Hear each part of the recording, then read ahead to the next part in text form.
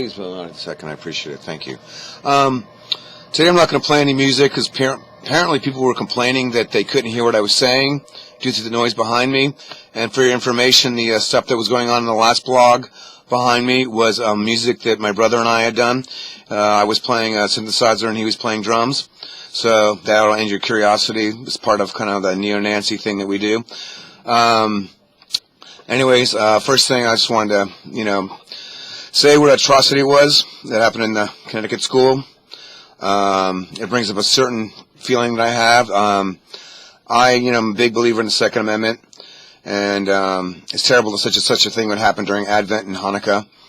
And what really bothers me is that shooting in Connecticut, like the one in Arizona and the bigger school shooting in West Virginia, were all done with pistols. They weren't done with long arms.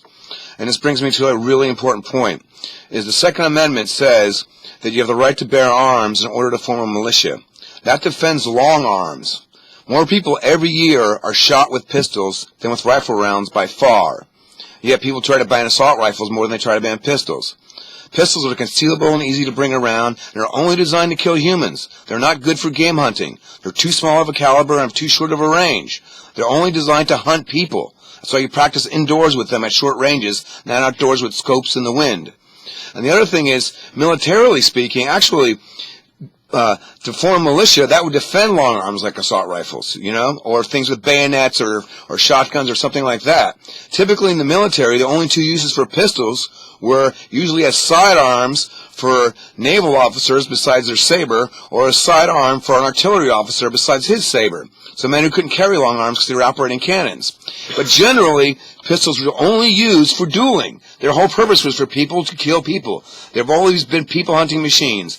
That, and combined with the fact of their concealability, I think makes them the least defensible of all guns that, are protected by the Constitution. So I think that, people should maybe get off the hurting the long arms and look at the guns that really hurt people. If you just go by a caliber, like the way actuary tables are set up, that people who drive red Corvettes get more tickets and get more crashes than people who drive silver Hondas. Both are equal. You can kill people equally with either of them, but it's just that type of thing. So I think this has been another proof of that point, that really pistols, I think, are the biggest problem in this country. And I just want to end that there and say it's a terrible tragedy, and I don't really see a defense for people hunting devices like pistols in the Constitution. They're not really good for game hunting. Next thing I wanted to go to was the world's not going to end on the 21st of this month. It's not. It's utterly ridiculous.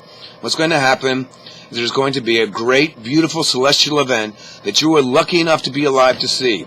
It has not happened in recorded human history. I believe it's 23 or 26,000 years ago was the last time this galactic alignment occurred, where the sun will rise in the navel of the galaxy, in the middle of the Milky Way, where the supposed black hole is. This will not happen again for another 23, 26,000 years.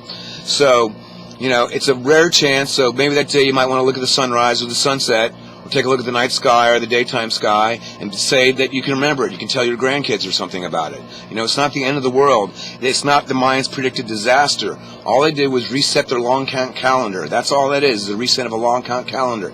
And this has never happened in human history, recorded human history. And in fact, the last time this happened, there were still Neanderthals in Europe.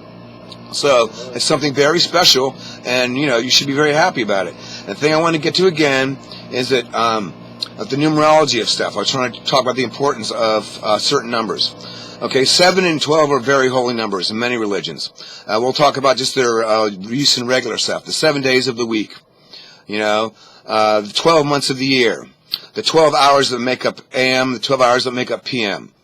Okay, the 12 apostles, the 7 pillars of Islam. I could go on and on with so many references to how 12 and 7 are used. The 7 objects that move in the sky, the sun, the moon, Mercury, Venus, Jupiter, Saturn, and Neptune. Those are the only 7 objects you can see with the naked eye before they had telescopes that move in the sky. They were the only things that moved. And I think that's another reason why we have 7 used a lot in a lot of cultures, a very important holy number. The other thing is that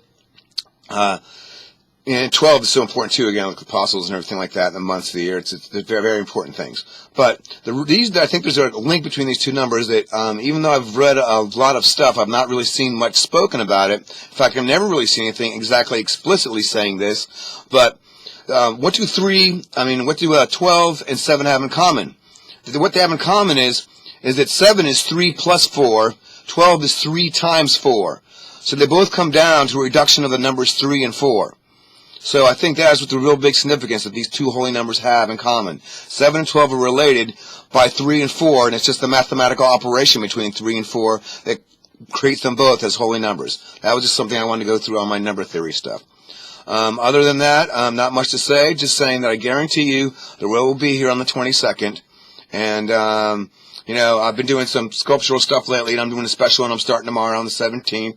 So that way it'll wind up 7 days of carving on the 21st. So it'll be, hopefully something kind of magical and fun. And it's been a terrible week for everybody with that, children dying like that. It's just disgusting. But I just want to say that, some people seem to be pissed off that, whatever, I'm drinking and having fun when I'm doing these things. So here I'm just being totally straight. There's no music. I mean, do you prefer this? Would you like it to be nice and boring? I mean, that's great if you do. Because, come onto my webpage and tell me or talk on YouTube stuff. Because a couple of schmucks have said about, you are setting a bad example by drinking, and, the music's too loud in the background, or, you're just babbling on. So, if you want it longer, let me know. If you want it shorter, let me know. Because the first one seemed to do a little bit better, and it was longer. The second one was shorter and didn't seem to do so well. So, I really don't know. I like to hear your input. I'm going to do what I want to do anyways. But, it's hard to tell when it's usually a small vocal minority that talks. Like the vocal minority that answers a poll. It doesn't really reflect the whole population. It's like why Romney thought he had a close race with Obama when he got his ass blown out.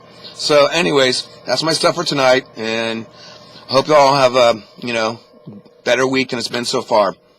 Bye.